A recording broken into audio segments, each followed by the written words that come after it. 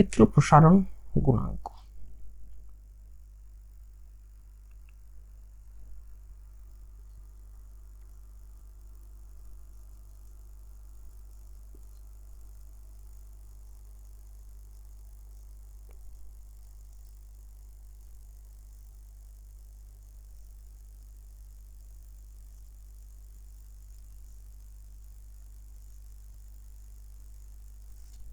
কোনো কঠিন পদার্থের প্রতি একক উষ্ণতা বৃদ্ধিতে প্রতি একক ক্ষেত্রফলে যে ক্ষেত্র প্রসারিত হয়, প্রতি একক ক্ষেত্রফলে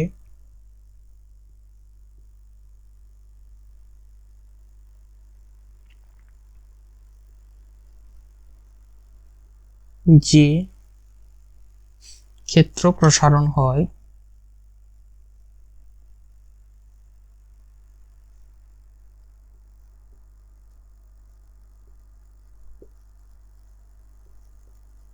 তাকে ওই পদার্থের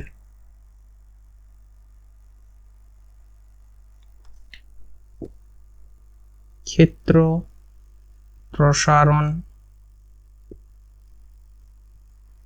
গুণাঙ্ক বলে।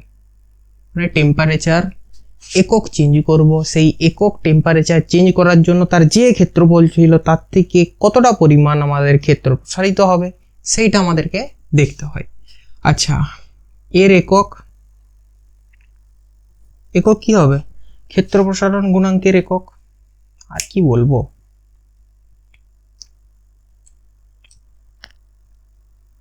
যদি আমরা কোনো বস্তু, আমরা ক্ষেত্র প্রসারণ গুণাঙ্ককে বিটা বলে ডিনোট করি, আর কোনো বস্তু তার টেম্পারেচার প্রথমে ছিল T1 পরে হয়েছে T2, উষ্ণতা তাপ,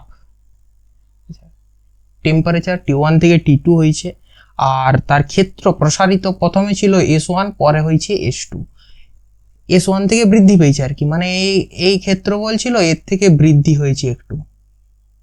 কতটা বৃদ্ধি হয়েছে দেখার দরকার নেই, একটু সামান্য বৃদ্ধি হয়েছে, সামান্য বৃদ্ধি, এটা একটু বেশি বৃদ্ধি হয়ে গেছে।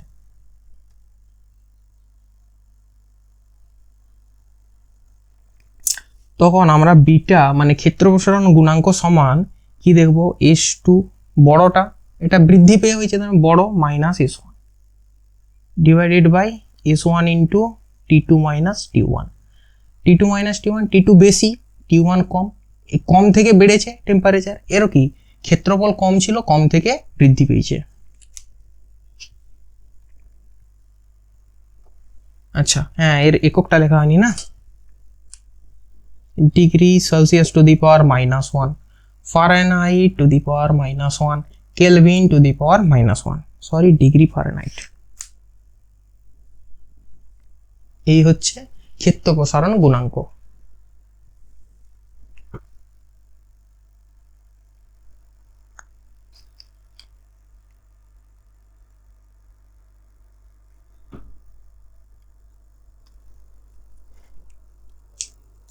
কোনো কঠিন পদার্থের প্রতি একক উষ্ণতা বৃদ্ধিতে প্রতি একক ক্ষেত্রফলে যে ক্ষেত্র প্রসারণ হয় তাকে ওই পদার্থের ক্ষেত্র প্রসারণ গুণাঙ্ক বলে। একক হচ্ছে degree Celsius to the power -1, Fahrenheit degree Fahrenheit to the power -1, degree Kelvin to the power -1। মানে এইটা মানে পার ডিগ্রি সেলসিয়াস, এর অর্থ পার ডিগ্রি ফারেনহাইট, এর অর্থ পার কেলভিন, প্রতি সেলসিয়াস, প্রতি ডিগ্রি সেলসিয়াসে, প্রতি ডিগ্রি ফারেনহাইটে, প্রতি কেলভিনে। ওকে, এই হচ্ছে এর মানে। ক্ষেত্র প্রসারণ গুণাঙ্ক হলো, এরপরে আমরা দেখবো আয়তন প্রসারণ গুণাঙ্ক। হ্যাঁ,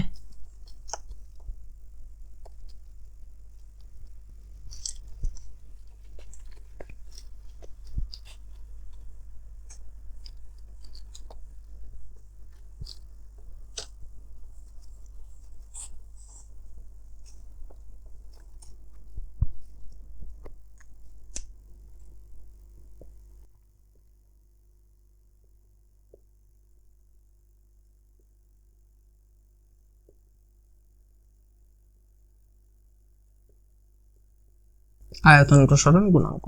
আয়তন প্রসারণ গুণাঙ্ক কাকে বলে? কোনো কঠিন পদার্থের প্রতি একক ক্ষেত্রফলে, আয়তন প্রসারণ হচ্ছে ক্ষেত্রফল নয়। প্রতি একক একক উষ্ণতা বৃদ্ধির ফলে একক আয়তনে যে আয়তন প্রসারিত হয় তাকেই বলবো আমরা আয়তন প্রসারণ গুণাঙ্ক।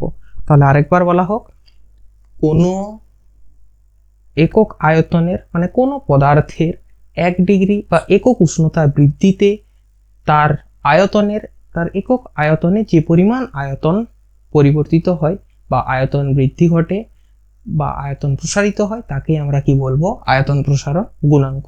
ওকে,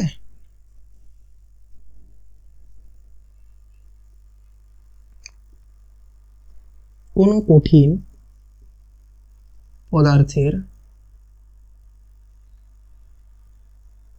প্রতি একক উষ্ণতা বৃদ্ধিতে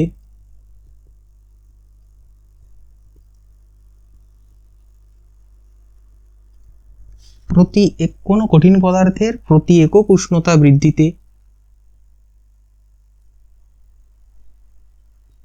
প্রতি একক আয়তনে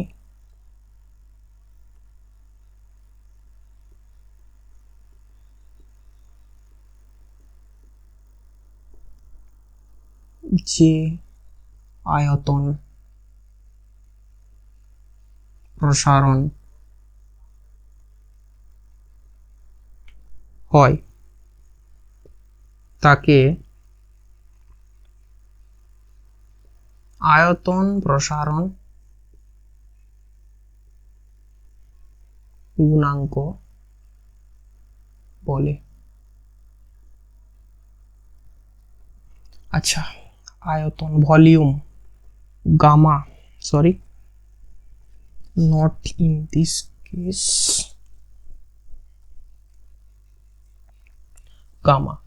প্রথমে T1 temperature, T2 temperature, T1 থেকে T2 টেম্পারেচার বৃদ্ধি করা হয়েছে, ভলিউম V1 ছিল, পরে V2 হয়েছে, আয়তন একটু বেড়েছে V1 থেকে P2। তাহলে সেম ক্রাইটেরিয়া এইদিকেও ফলো হবে, V1 into T2 minus T1 উপরে কত হবে, V2 মাইনাস V1। সিম্পল জিনিস, আলফা বিটা গামা তিনটা হলো। এরপরে এই তিনটার মধ্যে সম্পর্ক আমরা দেখব। সেম সেম এককটা সেম, একক সেম একই রকম হবে। তাহলে আয়তন প্রসারণ গুণাঙ্ক কোনো কঠিন পদার্থের প্রতি একক উষ্ণতা বৃদ্ধিতে প্রতি একক আয়তনে যে আয়তন প্রসারিত হয় তাকে বলবো আয়তন প্রসারণ গুণাঙ্ক। আয়তন প্রসারণ গুণাঙ্ককে গামা দ্বারা ডিনোট করা হয় V2 minus V1 divided by V1 into T2 minus T1।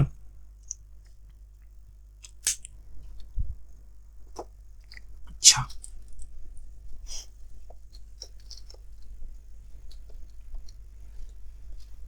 পরীক্ষার হলে যদি ভুলে যাই কি করব, ওই জন্য হবে ছক, বা দিয়ে দিবে দৈর্ঘ্য ক্ষেত্র আয়তন প্রসারণ গুণাঙ্কের পার্থক্য।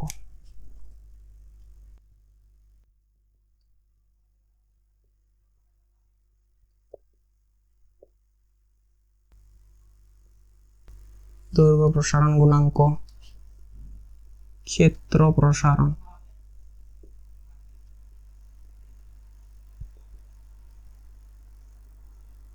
গুণাঙ্ক।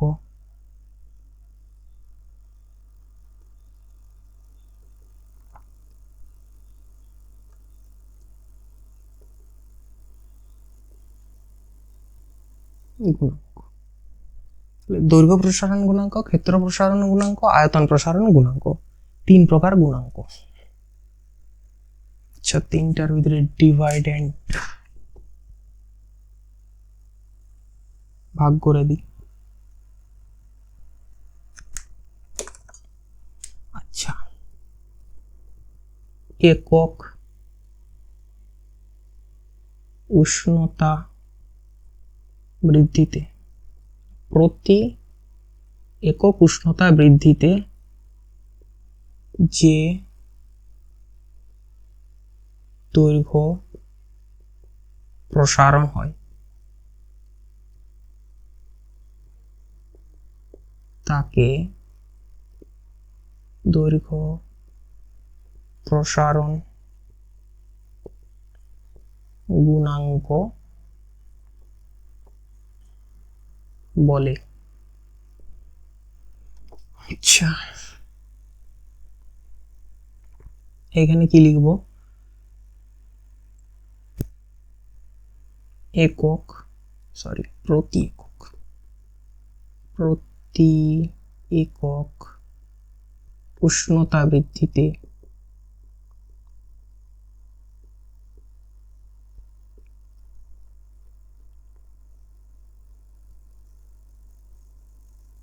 যে ক্ষেত্রফল একক ক্ষেত্রফলে যে ক্ষেত্র প্রসারিত হয়, যে দৈর্ঘ্য প্রসারণ হয়। আচ্ছা, বৃদ্ধিতে একক ক্ষেত্রফলে যে ক্ষেত্র প্রসারণ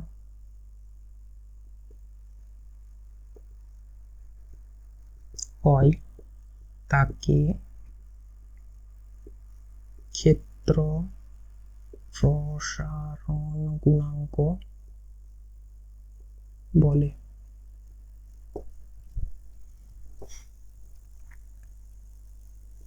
প্রতি একক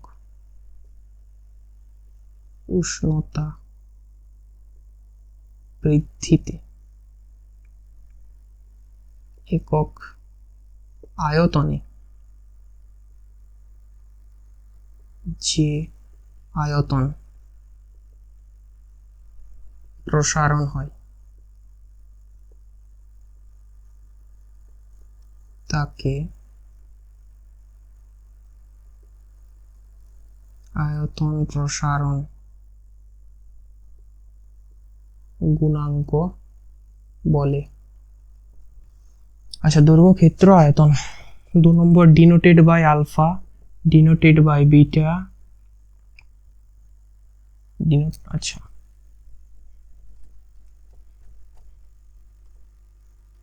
alpha beta gamma. Okay, alpha beta gamma. 3 number একক কি থাকবে?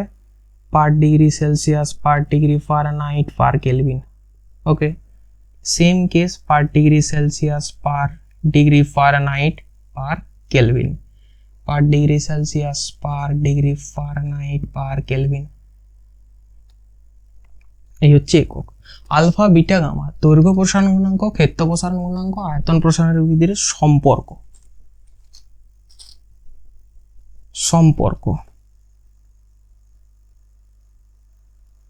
সম্পর্ক কি হবে?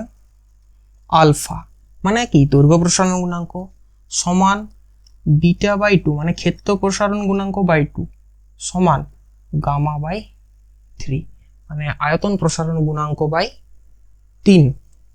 এই হচ্ছে আমাদের দৈর্ঘ্য ক্ষেত্র আয়তন প্রসারণ গুণাঙ্কের মধ্যে সম্পর্ক। এইটুকু ক্লিয়ার হলো। দৈর্ঘ্য প্রসারণ গুণাঙ্ক, ক্ষেত্র প্রসারণ গুণাঙ্ক এবং আয়তন প্রসারণ গুণাঙ্ক কাকে বলে, তাকে কি দিয়ে ডিনোট করা হচ্ছে? আলফা দিয়ে দৈর্ঘ্য প্রসারণ গুণাঙ্ক, ক্ষেত্র প্রসারণ গুণাঙ্ক বিটা দিয়ে, আয়তন প্রসারণ গুণাঙ্ক গামা দিয়ে। একক, সমস্ত একক লেখা আছে, তার সাথে সম্পর্ক alpha equal to beta by 2 equal to gamma by 3। দৈর্ঘ্য প্রসারণ গুণাঙ্ক সমান ক্ষেত্র প্রসারণ গুণাঙ্ক বাই 2 সমান আয়তন প্রসারণ গুণাঙ্ক বাই 3।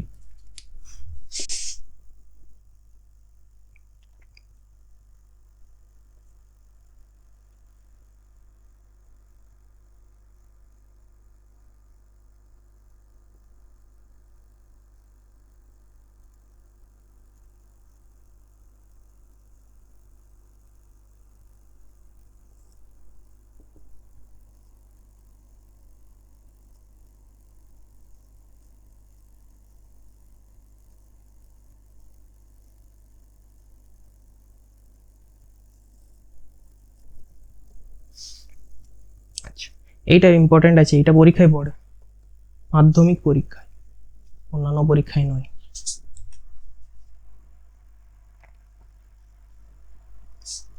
আচ্ছা, তাহলে এই চ্যাপ্টারের প্রথমে আমরা কি দেখলাম? কঠিন পদার্থের যে প্রসারণগুলি ঘটে সেই কঠিন পদার্থের প্রসারণ সম্বন্ধে। তাছাড়া আর কিছু নয়, বেসিক জিনিস কঠিন পদার্থের যে প্রসারণ হয় তাপের প্রভাবে। এরপরে কি হবে? এর পরের ডিটে হবে আমাদের কঠিনের সাথে তরল। তারপর হবে গ্যাসীয় পদার্থ। ওকে, নেক্সট তখন আমরা কি করব, এই তাপের ঘটনা সমূহটাকে বলবো যে কমপ্লিট করতে পেরেছি।